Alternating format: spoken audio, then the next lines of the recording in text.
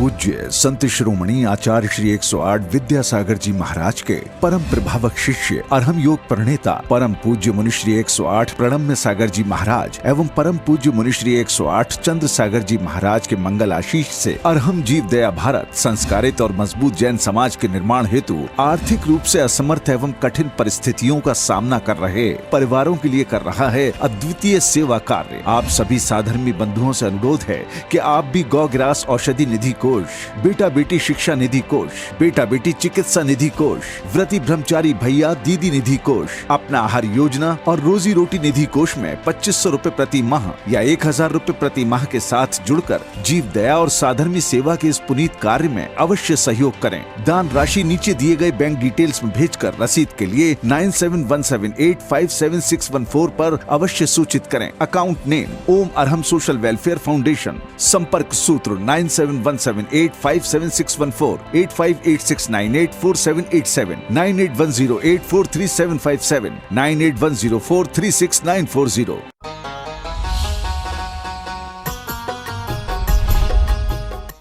इस कार्यक्रम के पुण्यार्जक हैं प्रणम्य वाणी देवदूत। प्रणम्य गुरु की वाणी पहुँचे घर घर, सम्यक ज्ञान प्रभावना होवे घर घर। सभी प्रणम्य वाणी देवदूत के पुण्य की बहुत बहुत अनुमोदना। मात्र 12,000 रूपए वार्षिक सहयोग राशि प्रदान कर प्रणम्य वाणी देवदूत बने। अधिक जानकारी के लिए संपर्क करें।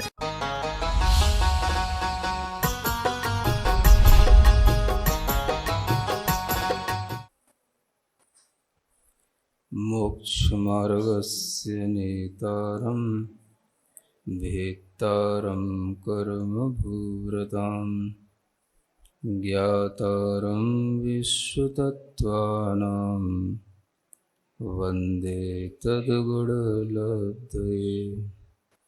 देवादिदेव आदिम तीर्थंकर श्री ऋषभनाथ भगवान की, वर्तमान शासन नायक श्री वर्धमान महावीर भगवान की, परम पूज्य आचार्य गुरुवर श्री विद्यासागर जी महाराज जी की। तत्वार सूत्र ग्रंथराज में पंचम अध्याय के माध्यम से जीवादि द्रव्यों का वर्णन करते हुए द्रव्यों के स्वभाव को बताया जा रहा है। द्रव्य नित्य होते हैं, अवस्थित होते हैं। कुछ द्रव्य अरूपी भी होते हैं तो कुछ द्रव्य रूपी भी होते हैं।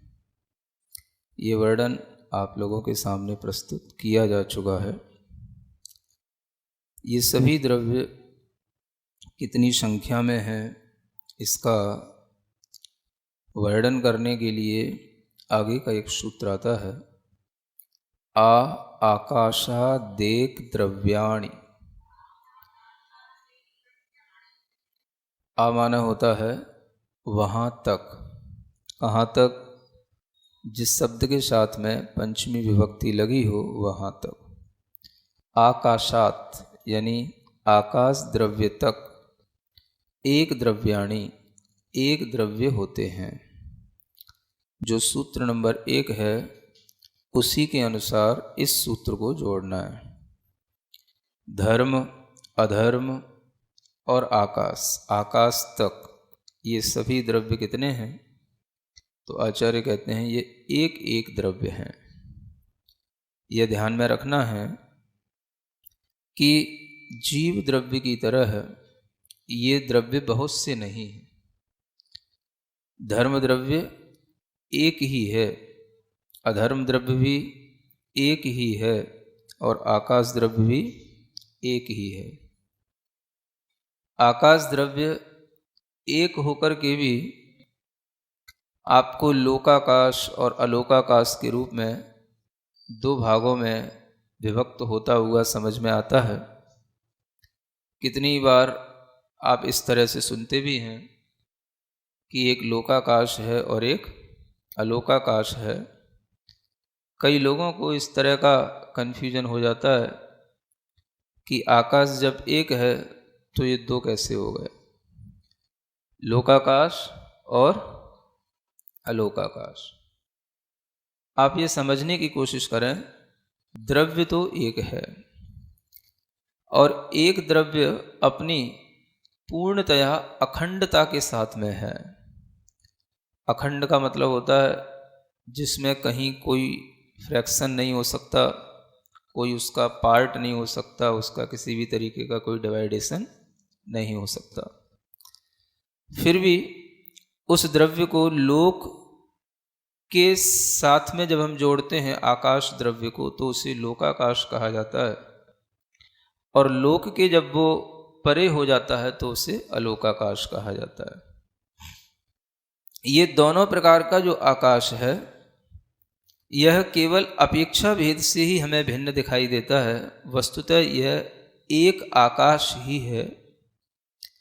जितने आकाश के क्षेत्र में, जितने प्रदेशों तक धर्म अधर्म इन द्रव्यों का विस्तार है, बस वहीं तक उसे लोक की उपमा दी जाती है, लोकाकाश कहा जाता है। जहां पर ये धर्म अधर्म द्रव्य नहीं होता, केवल आकाश द्रव्य मात्र होता है, उसको कहते हैं अलोकाकाश। आकाश तो एक ऐसी चीज है कि उसको हम जिस चीज के साथ में रख लेते हैं, वो उसी के साथ में उसका नामांकन हो जाता है ना। घट के अंदर भी आकाश होता है, घट के बाहर भी आकाश होता है। घट माने घड़ा। उस घट के अंदर जितना आकाश हो गया उसको कहा जाता है घटाकाश। जितने क्षेत्र में हम कोई भी वस्त्र रख देते हैं, वो वस्त्र जितना आकाश घेर लेता है उसको कह देते हैं पटाकाश। पट माने क्या होता है? वस्त्र होता है। तो आकाश को हम किसी भी क्षेत्र के साथ जोड़ सकते हैं, द्रव्य के साथ जोड़ सकते हैं, और वह द्रव्य के साथ जुड़ करके वह उसी रूप में आकाश कहलाने लग जाता है कि ये घट का आकाश है, ये पट का आकाश है। आकाश को हम विभाजित नहीं कर सकते, लेकिन अपनी तरह से हम उस आकाश का भी सीमांकन कर सकते हैं, लेकिन उसका विभाजन नहीं कर सकते हैं। सीमांकन कैसे हो गया? उसकी लिमिट बन गई। जहां तक धर्म द्रव्य है, अधर्म द्रव्य है, जीव द्रव्य है, पुद्गल द्रव्य है, उतने आकाश को तो हमने लोकाकाश कहा, और बाकी सब जो उसके बियॉन्ड है वो सब क्या है? अलोकाकाश है। इस लोकाकाश और अलोकाकाश के विभाजन के बावजूद भी आचार्य कहते हैं यह एक ही द्रव्य रहता है। द्रव्य का कभी भी टूटना नहीं होता, द्रव्य में कभी खंड नहीं होते। जिस द्रव्य का जैसा स्वभाव है वो द्रव्य उसी स्वभाव के साथ में रहता है। जो द्रव्य एक है तो एक ही रहेगा, जो द्रव्य अनेक रूप में है तो अनेक रूप में ही रहेगा। आकाश द्रव्य के विषय में भी जब हम इसको अस्थि काय के साथ जोड़ते हैं तो ये भी एक अस्थि काय बन जाता है। आकाश अस्थि काय। आप एक विचार करें, थोड़ी देर के लिए आप सर्वज्ञ की दृष्टि से इस पूरे लोक को देखने की कोशिश करें। किसकी दृष्टि से? थोड़ी देर के लिए बनेंगे?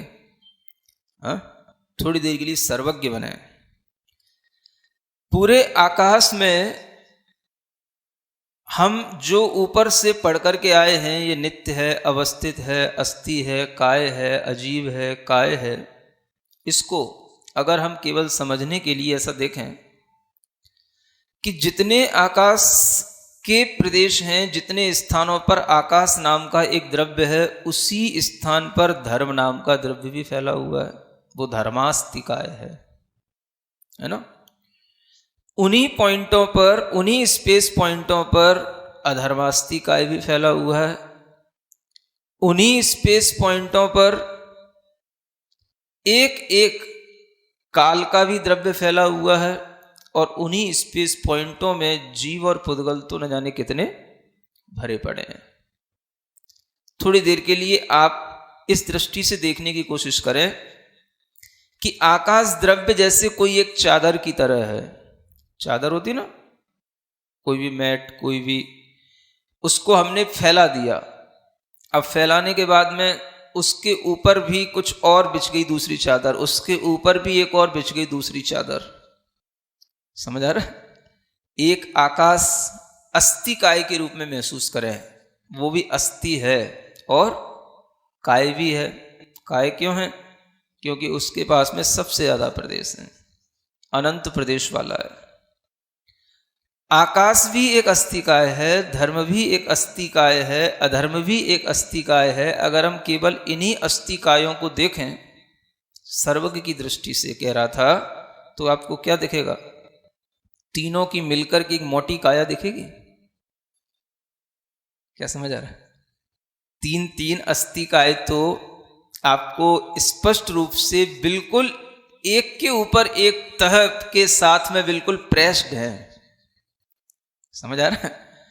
अब हम सोचें कि ये काय है कि नहीं है, इसी को काय कहा जाता। अब ये काय कितनी हो गई?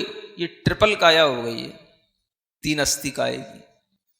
अधर्म अस्थिकाय, धर्म अस्थिकाय और आकाश अस्थिकाय। अब उसमें जीव है, पुद्गल है, काल है, इसको तो अभी हम देख ही नहीं रहे।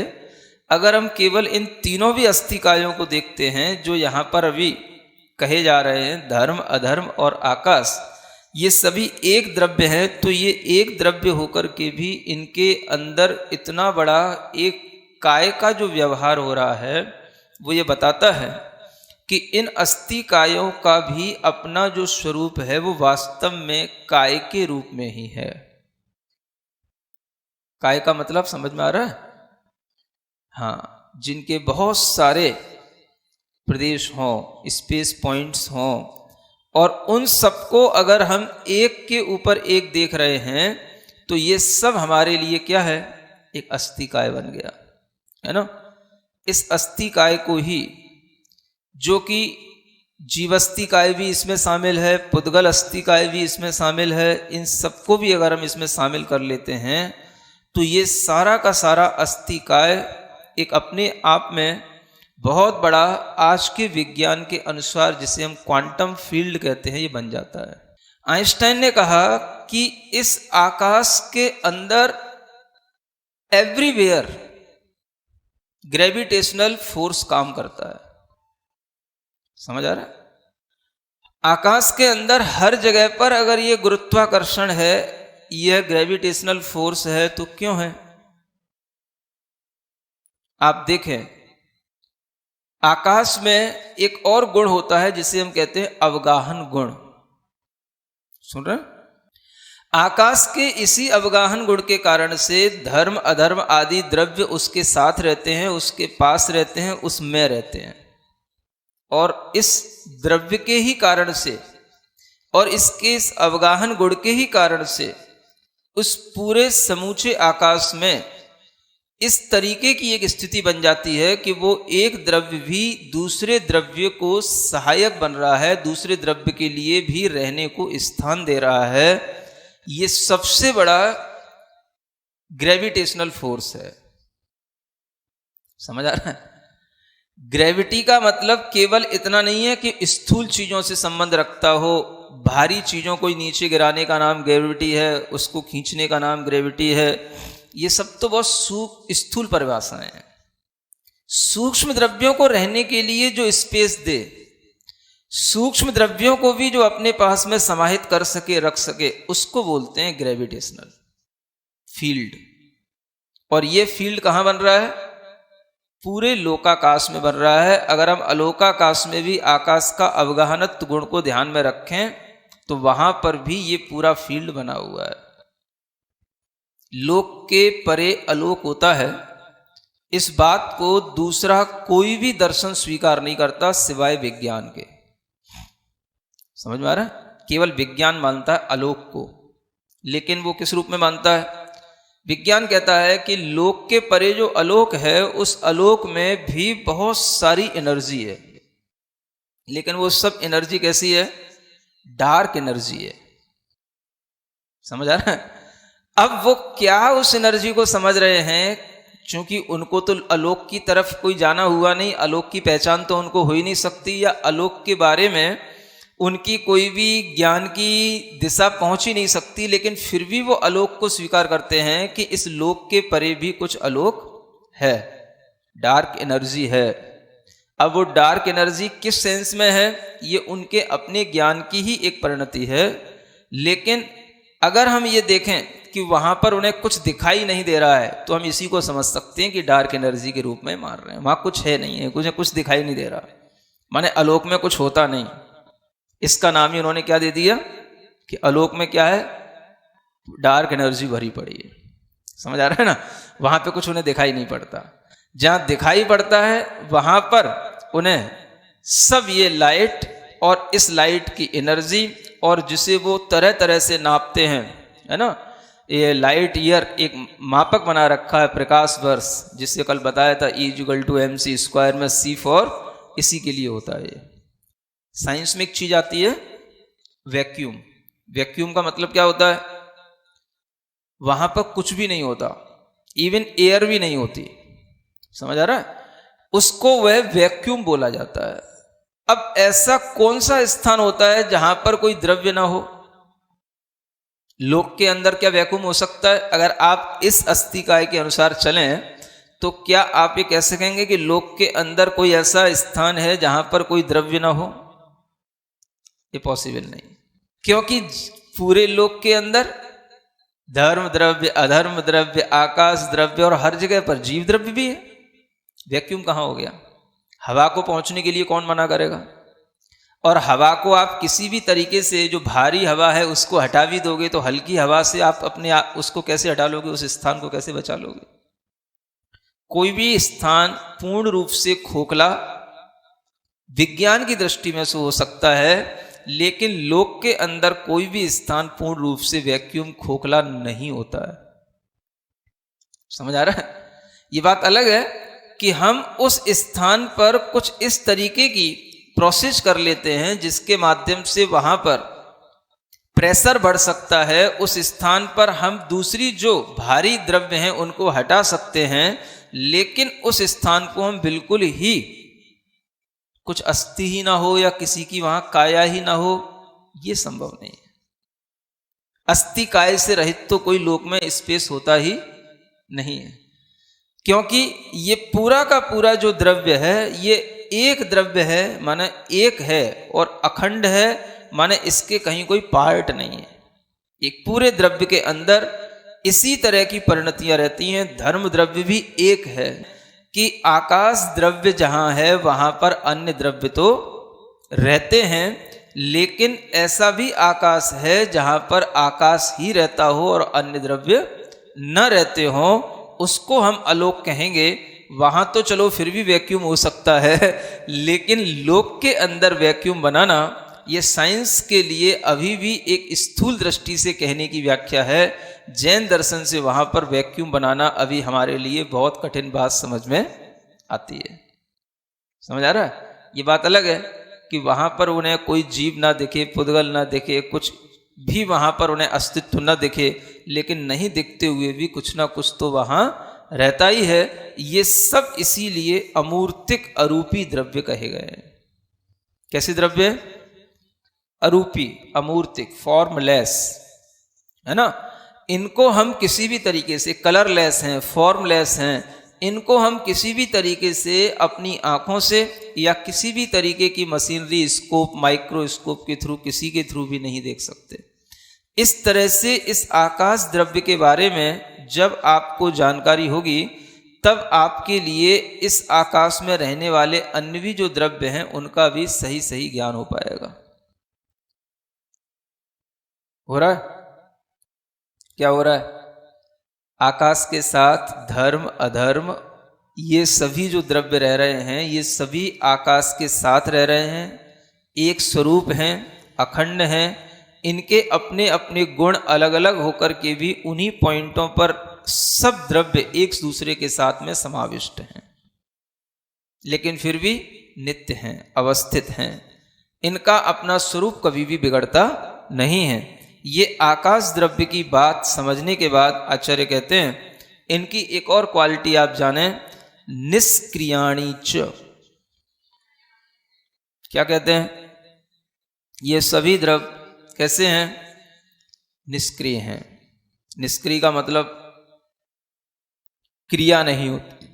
क्रिया नहीं होने का मतलब, क्रिया का मतलब होता है एक स्थान से दूसरे स्थान पर उठ चले जाना। इसका नाम क्या है? क्रिया। एक स्थान से दूसरे स्थान पर चले जाना, ये इनके साथ नहीं होता। कोई भी इनके अंदर ऐसी परिणति आ जाए, पर्याय आ जाए, जो एक स्थान से दूसरे स्थान तक इसकी गति करा दे, ये संभव नहीं। कौन कौन से द्रव्यों में? धर्म द्रव्य में, अधर्म द्रव्य में, आकाश द्रव्य में क्या नहीं होती? क्रिया नहीं होती। इसलिए ये सब इनएक्टिव हैं। रहेंगे तो अपने हिसाब से इनके गुण धर्मों के माध्यम से इनके काम तो चलेंगे, लेकिन इन सबके द्वारा कोई भी ऐसी क्रिया नहीं होगी कि ये स्थान से स्थानांतरित हो पाए। इसका नाम क्या है? निष्क्रिय। अब देखें यहां पर भी च शब्द दिया है। च शब्द का मतलब ये भी होता है कि जो ऊपर द्रव्य बताए गए हैं, धर्म, अधर्म और आकाश, इन्हीं का यहां पर ग्रहण करना है। लेकिन अगर हम देखें कि ये ही द्रव्य निष्क्रिय हैं, तो इन द्रव्यों में ये निष्क्रियता होते हुए भी ये निष्क्रियता कैसे आती है? इनकी ये निष्क्रियता स्वाभाविक है, और यह स्वाभाविक निष्क्रियता होने के कारण से इन्हें कभी भी सक्रिय किसी भी रूप में बनाया नहीं जा सकता। अब इस ब्रह्मांड के अंदर हम देखें कितने द्रव्य सक्रिय हैं? ये 3 तो निष्क्रिय हो गए, बचे 3, है ना? उनमें एक की तो अभी कोई चर्चा करना ही नहीं, वो तो एट लास्ट करेंगे बिल्कुल। बचे 2, कौन सी चर्चा नहीं करना? जो काल है उसकी चर्चा नहीं करना, है ना? बचे 2, कौन से? जीव और पुद्गल। बस सक्रियता है तो किसमें है? इन्हीं 2 में है। बाकी जो जैसे हैं सब हमेशा वैसे ही रहते हैं। सक्रियता जीव और पुद्गल में भी कहां से आती है? तो आचार्य कहते हैं जीव में सक्रियता पुद्गल के माध्यम से आती है। जितने भी संसारी जीव हैं सब क्या हैं? सब सक्रिय हैं, निष्क्रिय कोई नहीं है। निष्क्रिय कौन होता है? केवल शुद्ध जीव निष्क्रिय होते हैं। और वो भी कब होंगे? जब वो शुद्ध होने के बाद में उस स्थान पर पहुंच गए होंगे जहां तक उन्हें पहुंचना है, उसके बाद में वो निष्क्रिय हो जाते हैं। इस दृष्टि से देखें तो निष्क्रिय होने का मतलब अब उनका किसी भी स्थान से स्थानांतरण नहीं होगा। और संसार में कोई ऐसा जीव नहीं है जो हमेशा एक ही स्थान पर रहे, वो हमेशा गति से गत्यांतर, स्थान से स्थानांतर होता ही रहता है। ये क्या है?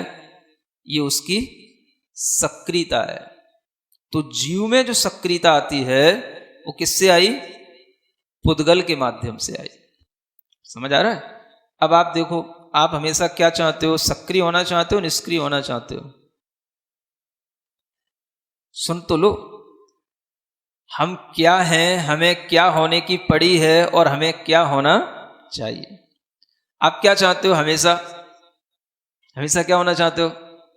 निष्क्रिय होना चाहते हो, बिल्कुल पैसिव, कि एक्टिव रहना चाहते हो? अगर आप एक्टिव रहना चाहते हो तो इसका मतलब क्या हुआ? आप पुद्गल से अपना संबंध बनाए रखना चाहते हो, क्योंकि पुद्गल के बिना आप कभी भी सक्रिय रहोगे नहीं।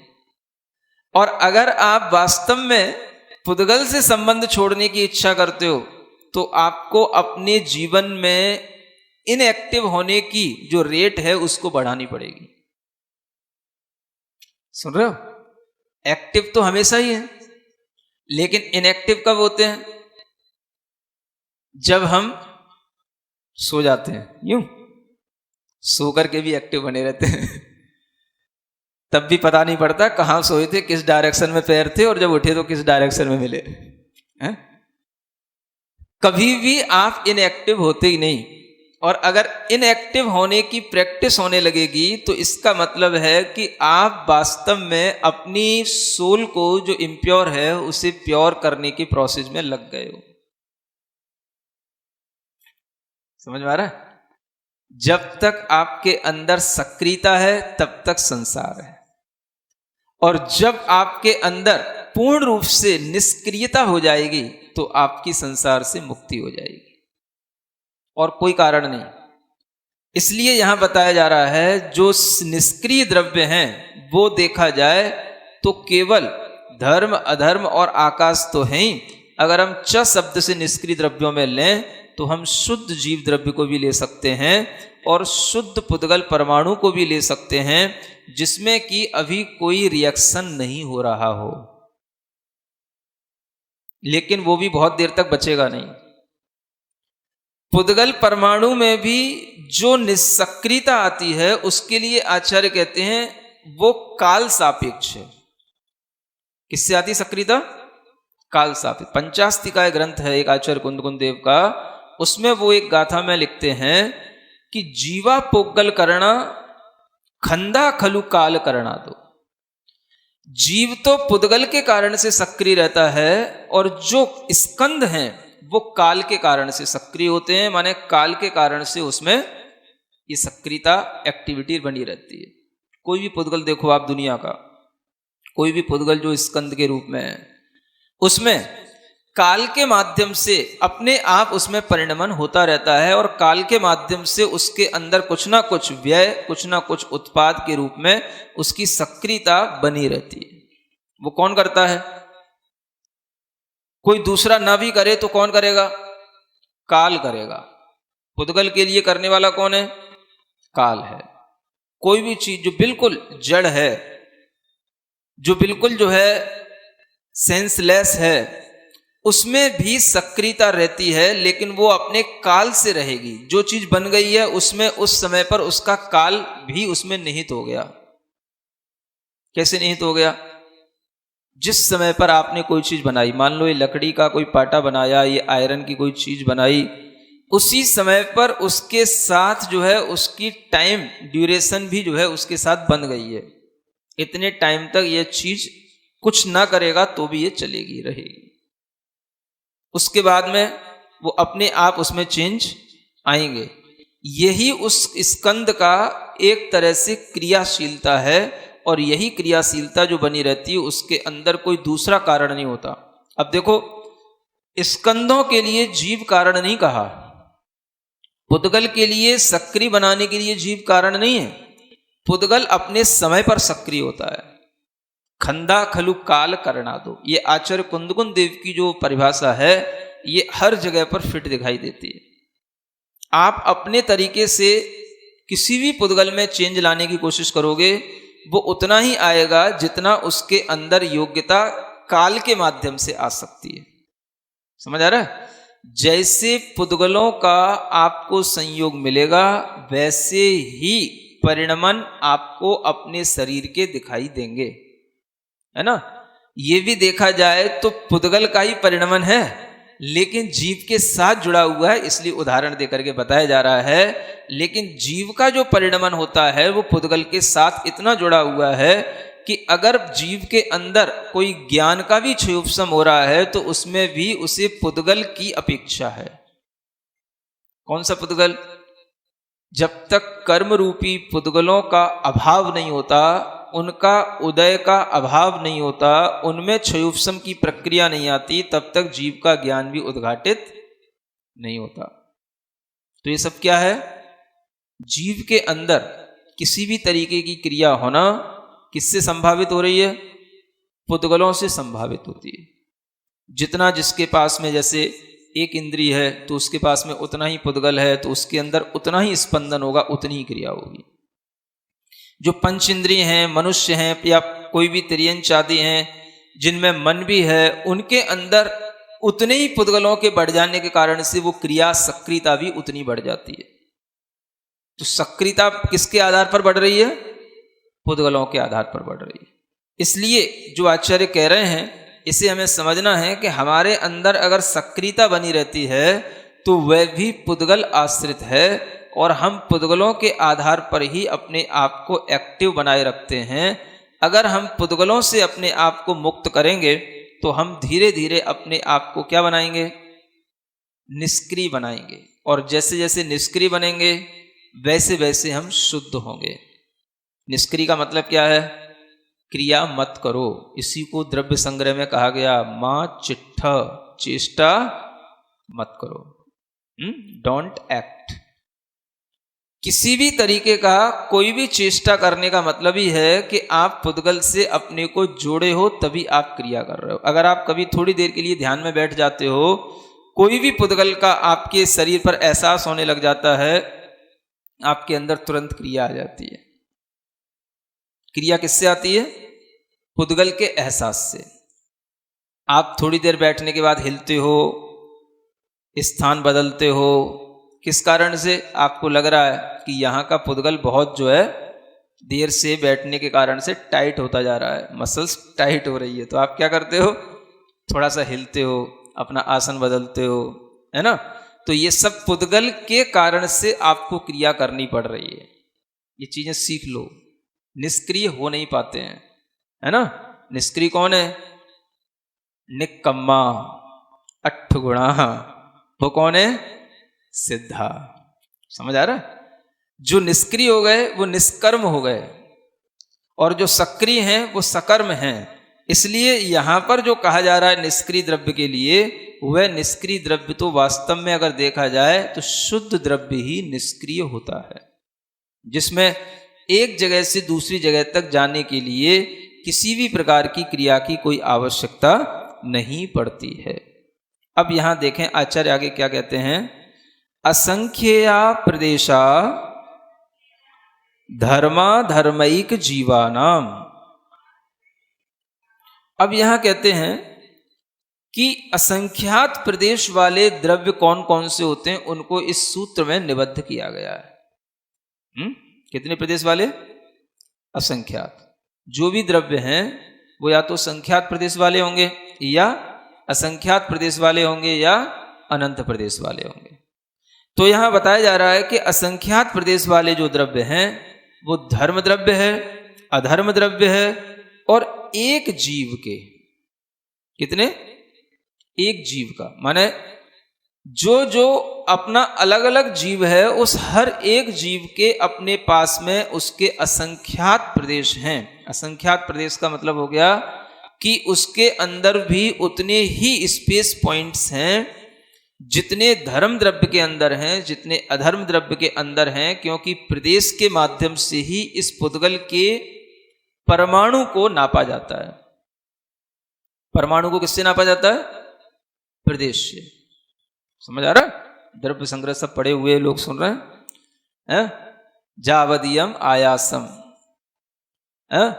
जितने आकाश को एक पुद्गलाणु वट्ठद्दम, एक पुद्गल अणु मतलब घेर लेता है, वही उसका एक प्रदेश कहलाता है। तमखु प्रदेशम जाने सव्वान उत्थान दान रियो।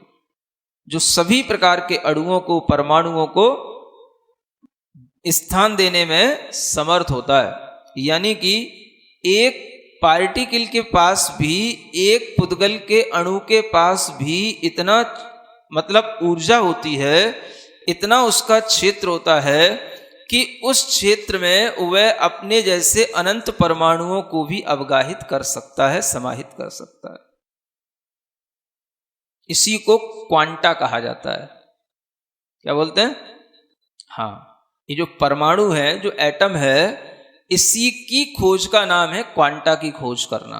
और इसी के साथ जो उसका एनर्जी फील्ड बन जाता है, उसमें जो वेव्स होती हैं, उन वेव्स का जो अध्ययन करते हैं, वही क्वांटम फिजिक्स का अध्ययन करने वाले अध्येता कहलाते हैं, और कुछ नहीं होता है।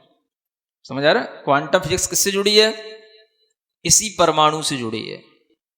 और इस परमाणु के साथ रहने वाला जो उसका अपना एनर्जी का फील्ड है, वही उसका क्वांटम फील्ड कहलाता है।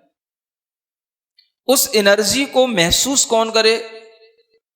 तो जो उस एनर्जी को महसूस करेगा वो जीव होगा। परमाणु की भी एनर्जी को कौन महसूस करेगा? जीव महसूस करेगा।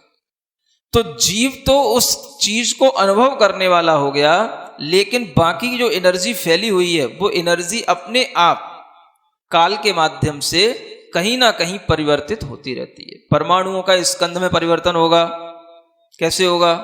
काल से होगा। स्कंधों का परमाणु में परिवर्तन होगा, अपने आप जो होगा वो सब काल से होगा। तो इस तरह के परिवर्तन होते हुए भी जो जीव के प्रदेश होते हैं वो हमेशा एक जैसे बने रहते हैं, यानी जीव सक्रिय होकर के भी असंख्यात प्रदेश वाला ही बना रहता है। कितने प्रदेश? और उसके उन प्रदेशों की संख्या किसके बराबर है? जितने धर्म द्रव्य के प्रदेश हैं, जितने अधर्म द्रव्य के प्रदेश हैं। अगर धर्म द्रव्य अधर्म द्रव्य पूरे लोकाकाश में फैला हुआ है तो एक जीव भी पूरे लोकाकाश में फैलने वाले प्रदेशों की संख्या को अपने में धारण किए हुए है। सुन रहे हो कितना इसके अंदर, इसको क्या बोलते हैं? द्रव्य संग्रह पढ़े हुए लोगों बताओ क्या बोलते हैं इसको? कौन सा स्वभाव जिसके कारण से द्रव्य, जीव द्रव्य पूरे लोक में फैल सकता है, सिकुड़ सकता है, और सिकुड़ करके भी छोटा सा, है ना, जीव बराबर भी छोटा सा जीव भी बन सकता है, और बड़ा से बड़ा भी जो है वो जीव का आकार धारण कर लेता है। क्या बोलते हैं इसको? जीव के स्वभाव को क्या बोलते हैं? संकोच विस्तार का स्वभाव। नहीं लिखा है? ये जो उसके अंदर स्वभाव है, इस स्वभाव की ये देन है कि यह लोक पूर्ण समुद्घात के समय पर पूरे लोक में भी अपना विस्तार कर लेता है। और तब पता पड़ता है कि एक जीव के अंदर इतने प्रदेश हैं कि पूरे लोक के एक एक प्रदेश पर भी ये बिल्कुल फैल जाते हैं, और एक भी प्रदेश जीव का आलोक में नहीं जाता, और एक भी प्रदेश इसका एक दूसरे प्रदेश पर भी स्थित नहीं होता। एक एक प्रदेश जीव का पूरे लोक पर फैल करके लोक के बराबर इसके प्रदेश हो जाते हैं। ठीक है ना? तो असंख्यात प्रदेश वाला द्रव्य कौन कौन सा है? धर्म द्रव्य, अधर्म द्रव्य, और एक जीव के प्रदेश। एक जीव, है ना, सभी जीवों के मिलकर के नहीं, केवल एक जीव के प्रदेश, ये असंख्यात प्रदेश वाले हैं। आगे कौन जीव कितने, कौन द्रव्य कितने प्रदेश वाला है, इसका वर्णन आगे किया जाएगा, उसका वर्णन बाद में सुनेंगे। सिरिजिणवाणी जग कल्याणी जग जन मदतम मोहरी जणमण हारी गढ़हर हारी जम जरा भव रोग हरि तिथ्य राणम दिव्य झुणिम जो पड़ई सुणई मय्ये धारई राणम सौख मणंतम धरिय सासद मोक्ष पदम पावई सासद मोक्ष पदम पावई।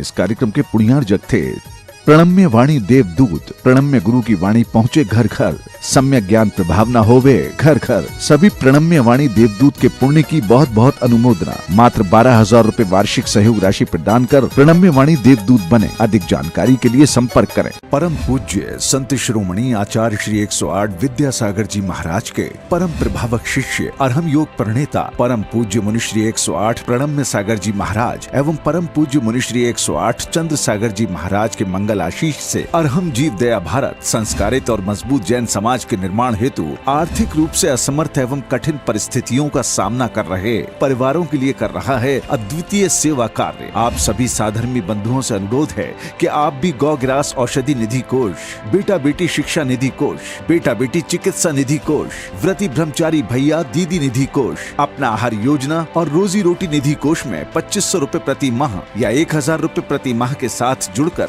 जीव दया और साधर्मी सेवा के इस पुनीत कार्य में अवश्य सहयोग करें। दान राशि नीचे दिए गए बैंक डिटेल्स में भेजकर रसीद के लिए 9717857614 पर अवश्य सूचित करें। अकाउंट नेम ओम अरहम सोशल वेलफेयर फाउंडेशन। संपर्क सूत्र 9717857614 8586984787 9810843757 9810